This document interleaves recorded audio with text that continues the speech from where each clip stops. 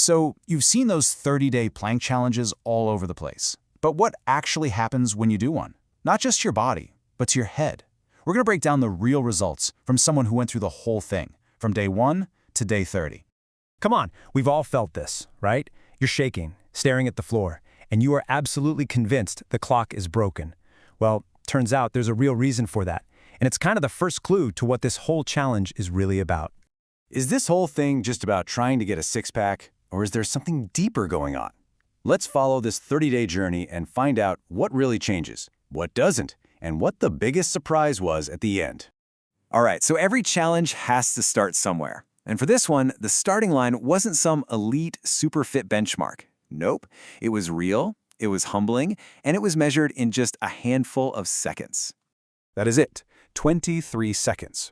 Now, this wasn't from a total beginner, but after taking a few months off because of a lower back injury, this was the baseline. It's a completely honest starting point, which is what makes this whole experiment so relatable.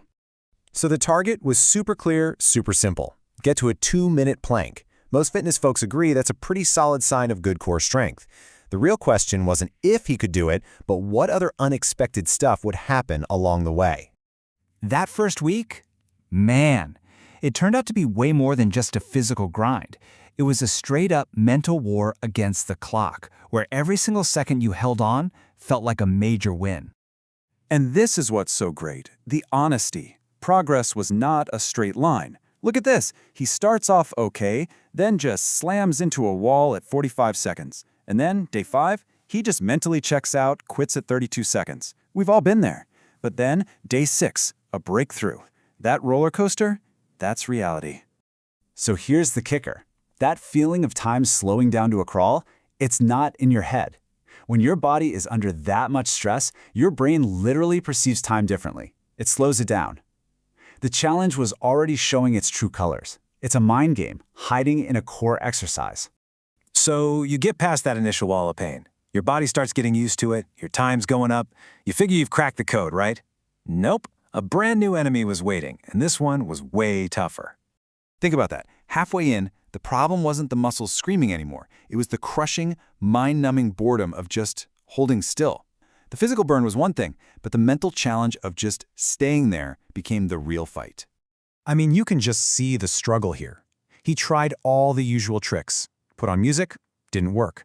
Tried to meditate, count breaths, nope. Visualizing a happy place, a beach, failed. It turns out, trying to distract yourself just made you focus more on the clock, making every second feel even longer. And then came the breakthrough. And it was the last thing you'd expect. Instead of running from the boredom and the burn, the secret was to just accept it. Just sit with it.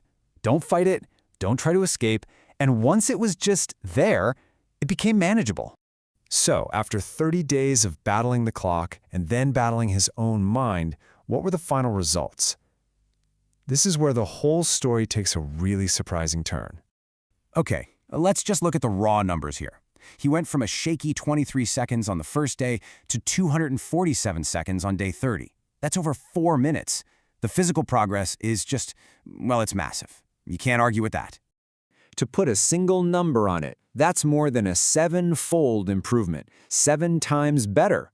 By any standard, that's a huge physical win. But that's not the real story. And this slide right here, this is the whole takeaway. The expectation going in was what you'd think. Maybe some visible abs, a crazy strong core. But the reality? It was so much deeper. The real win was a new kind of mental calm under pressure, and a core that just felt solid all day long, without even thinking about it. And that really just nails it. The biggest change wasn't what he saw in the mirror, it was what he felt in his mind. That ability to stay cool when things get tough, to hold on when your brain is begging you to quit, that was the real strength he built.